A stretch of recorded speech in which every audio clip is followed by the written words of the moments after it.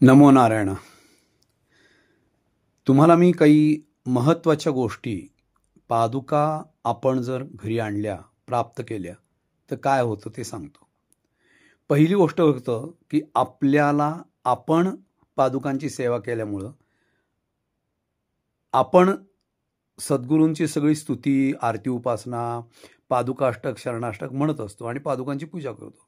त्यामुळं आपण पहिल्यांदा गुरुमार्ग, हे दत्तसुवास, हे सगळं ऐकतो, वाचतो. याचा परिणाम असा होतो, हळूहळू, एकदम नाही, 8 दिवसात नाही, महिन्यात नाही. याचा परिणाम साधारणतः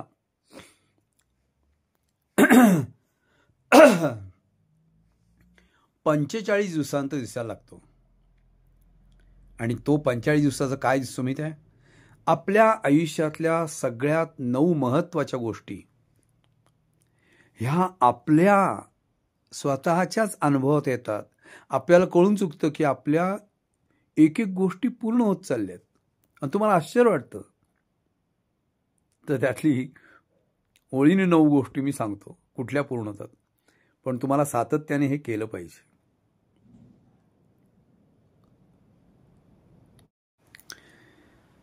एक म्हणजे तुम्हाला सातत्याने आई वडील आणि गुरु यांचं सगळी उपदेश आहेत आणि सगळी चरित्र आहेत यांचं अवलोकन केलं पाहिजे, अभ्यास केला पाहिजे. मग ते गुरुचरित्र असो, गुरुलीलामृत असो, गुरुमार्ग असो, गजानन ग्रंथ असो किंवा विजय ग्रंथ असो किंवा साई चरित्र असो किंवा गोळवणी महाराजांचं चरित्र असो किंवा गोंदवलेकर महाराजांचं चरित्र असो, उपदेश असोत गोंदवलेकरांचे, हे सगळं तुम्हाला श्रवण केलं पाहिजे. नंतर तुम्हाला वेगवेगळी चांगल्या संत सत्पुरुषांची कीर्तनं ऐकली पाहिजेत. त्याच्यानंतर तुम्ही रोज न चुकता पादुकांच्या समोर बसून तिसरं नामस्मरण केलं पाहिजे. एक माळ करा, पण अगदी डोळे मिटून मनातले सगळे विचार काढून तुम्ही करा. जोपर्यंत तुमचे डोक्यातले विचार सगळे जात नाही तोपर्यंत तुम्ही माळा करत राहायच्यात. मग ती अर्धा तास करा, 20 मिनिटं करा, 5 मिनिटं करा, वाळूच्या घड्याळावर करा, हाताच्या घड्याळावर करा, भिंतीवरच्या घड्याळावर करा, पण नामस्मरण करा. पुढच्या 3 गोष्टी पहा. पुढच्या 3 गोष्टी आहेत की ह्या पादुकांची आणि आई वडिलांच्या पायाची सेवा. श्रावण बाळाची कथा तुम्हाला माहित आहे.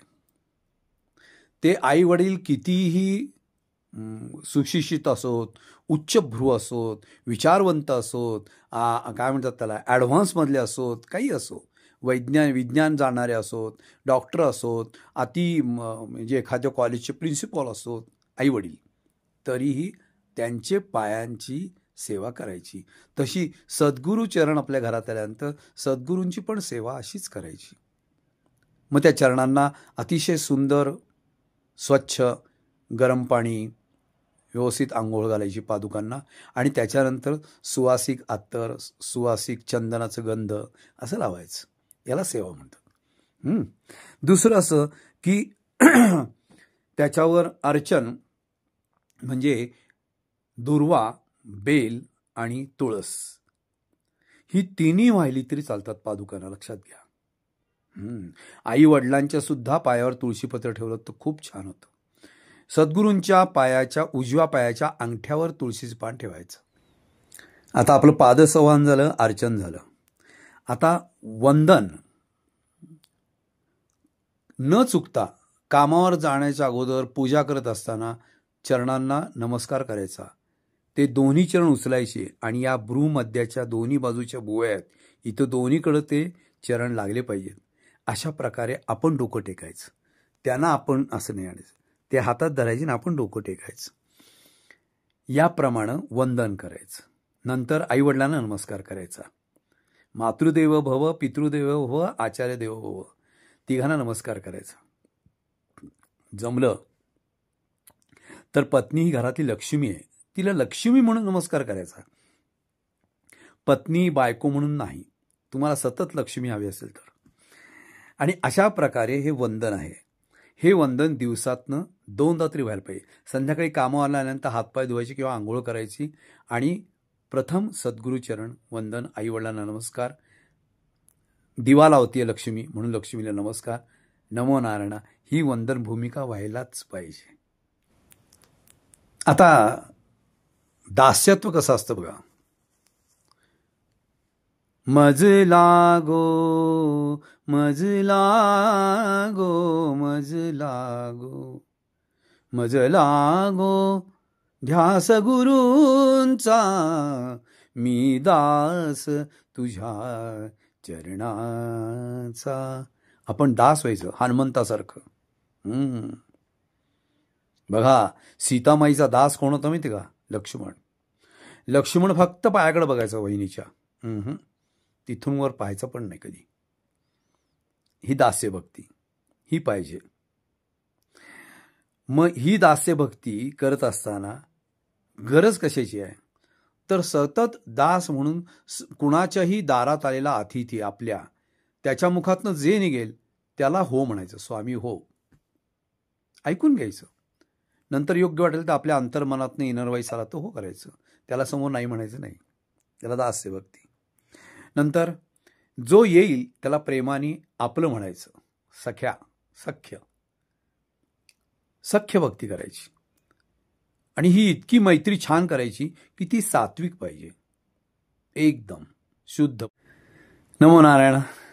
आणि 9वी गोष्ट म्हणजे शेवटची, ती म्हणजे हे तुम्ही सगळी सेवा करता करता ज्या वेळेला तुमच्या 12 पौर्णिमा पूर्ण होतील आणि जर योगायोगाने आत्ता पादुका घेतल्यात अक्षय तृतीयाला आणि तुम्ही ताबडतोब गुरुपौर्णिमेच्या 60 दिवसाच्या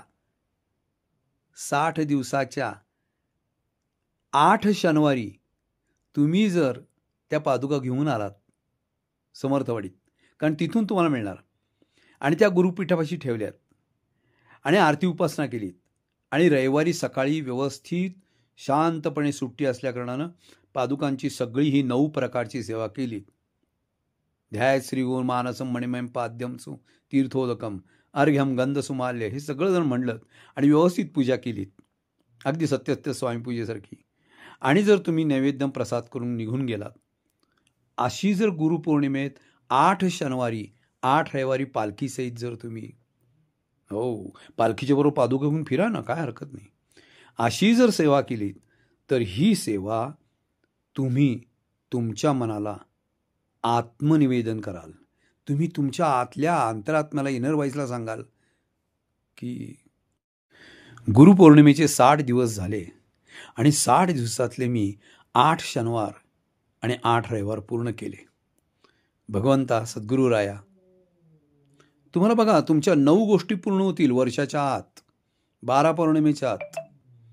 आणि त्याचा तुम्हाला एक एक अनुभव येत गेला की मी तुम्हाला सांगतो, तुम्ही सातत्याने सद्गुरूंची माझ्यासारखी सेवा कराल आणि तुमच्या घरामध्ये तुमच्या पत्नीशी तुमची एकमेकांची भक्ती परिपूर्ण होईल, आई वडिलांची तुमच्याशी भक्ती परिपूर्ण होईल आणि याप्रमाणे मुलं तुमच्याशी दास्य सेवेनं सख्य भक्तीनं वागायला लागतील, उलट उत्तर देणार नाहीत. आणि तुम्ही रोज बसून आत्मनिवेदन कराल, स्वतःच्या आत्म्याला सांगाल मी योग्य वागतोय का नाही, आणि तुम्हालाच तो आरसा दिसू लागेल. नमो नारायण, नमो नारायण. 9 गोष्टी लक्षात ठेवा. 9 हा आकडा फार महत्त्वाचा आहे, फार लाभांक आहे, तो फार शुभांक आहे, फार धनांक आहे. आणि तुम्हाला सद्गुरू काही कमी करून देणार नाही. कमी पडलं तर तुमचं कर्म, तुमची शुद्धता आणि तुमची नियत, ह्या 3 गोष्टी कमी पडल्या तर कोणी म्हणजे वरचा भगवान सुद्धा काही करू शकत नाही. पंढरपूरला विठ्ठलाच्या चरणावर डोकं टेकतात. मी 16 वेळच काही बोललो का बघा. गाणगापूरला कोनाड्यातनं बाहेरनंच दर्शन घेतात. मी 16 वेळच काही बोललोय का बघा. विचार करा. औदुंबरला बाहेरून दर्शन घेतात. मी 16 वेळच काहीच बोललेलं नाही. इव्हन अगदी नरसोबावाडीला सुद्धा तुम्हाला बाहेरूनच तीर्थप्रसाद घेऊन दर्शन घेता येतं आणि प्रदक्षिणा घालता येतात. कुठे संबंध आलाय? राहिलं. आता विठोबाच्या मंदिरात जे सगळे जातात ते सगळेच शाकाहारी आहेत असं तुम्ही खात्रीने सांगू शकता? सांगा ना मला. तुळजापूरला जातात सगळे शाकाहारी आहेत, कोल्हापूरला जातात सगळे शाकाहारी आहेत. काय नक्की काय? काय नाही हो. स्वतः शुद्ध, मी सांगितल्याप्रमाणे स्वतःची नीती, नियत, स्वतःची शुद्धता आणि स्वतःचं मन स्वच्छ पाहिजे. बस इतकं स्वच्छ करा की भगवंत स्वतः तुम्हाला दर्शन द्यायला मागं पुढं बघणार नाही. नमो नारायण, नमो नारायण.